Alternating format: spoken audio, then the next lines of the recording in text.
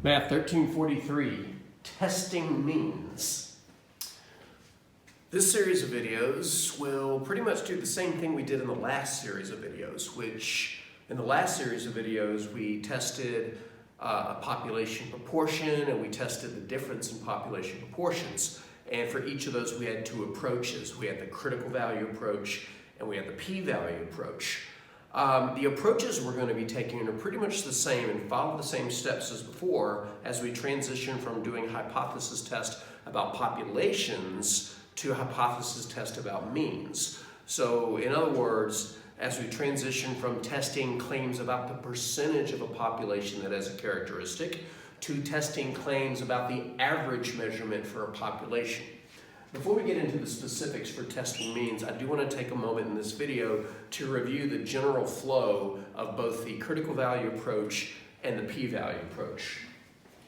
The critical value approach can be broken down into 4 steps, which we're going to talk about generically. The first step is to state the hypotheses. If you don't remember how to state hypotheses, I strongly recommend going to last week's series of videos and watching the videos about stating hypotheses. Your second step was to calculate the critical value or values. It may be plural. There may be 2 of them depending upon whether or not this is a left tail test, right tail test, or 2 tail test. Calculate the critical values and sketch, if I can spell, sketch the rejection and non-rejection regions. Sketch the rejection, well, we'll just say RR and NRR. And if you don't remember what RR and NRR stand for, watch the previous videos, but they are short for rejection region and non-rejection regions. Well, non-rejection region is always one of those. There may be 1 or 2 rejection regions depending upon if it's a left tail, right tail, or 2 tail test. Step 3 is to calculate the test statistic.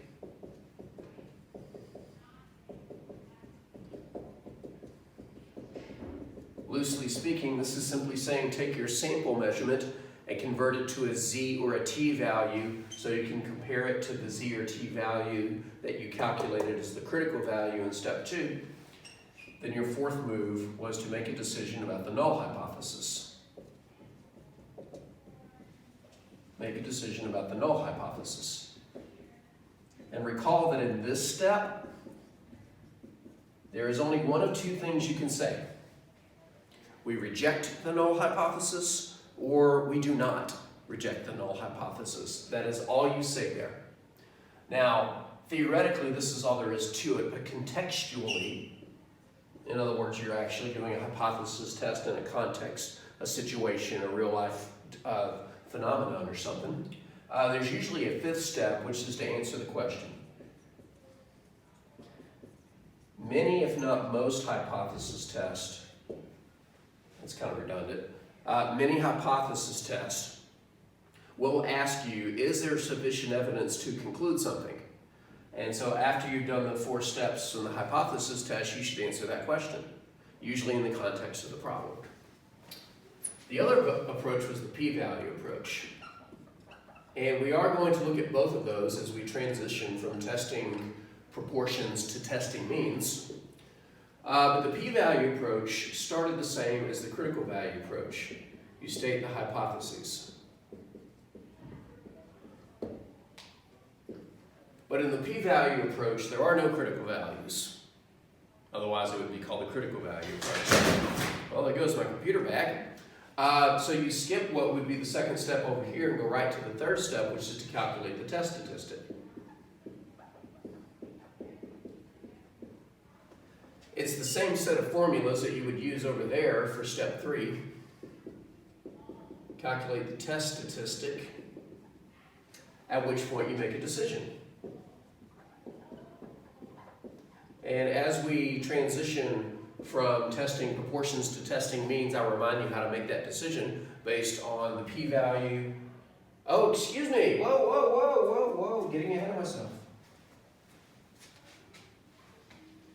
That will be step 4. Step 3 is to calculate the p-value.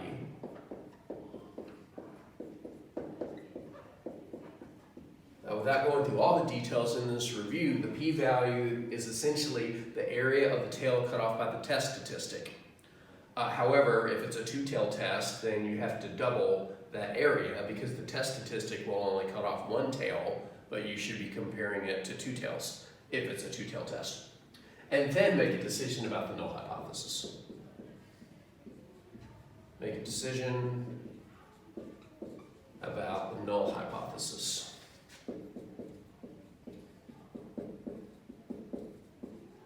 And then, of course, in a context, there should be a question to answer, so your 5th step will be to answer the question.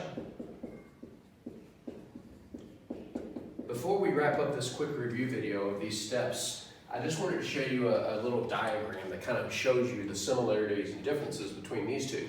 You can kind of ascertain it from the steps here that some of the steps are the same, but here we have a second step between hypotheses and test statistic, but we don't have the p-value. Over here, we skip that step about a test statistic. We skip the step about the critical value, but we insert the step finding the p-value. So if you want to think of this as a flow chart, you can kind of bunch these together by saying the following. You start by stating the hypotheses, and then your next move is to calculate the test statistic. We'll put TS for test statistic. But if you're doing the critical value approach, before you do that, you come up with your critical values in your regions. After you've calculated the test statistic, your next move is to make the decision about the null hypothesis. But if you're doing the p-value approach, then there's a step in between here where you calculate the p-value. So you can kind of think of this as starting at the top and working your way down, but you either have to go through the critical value or the p-value. Hypotheses, if you're doing the critical value approach, go over here and then continue.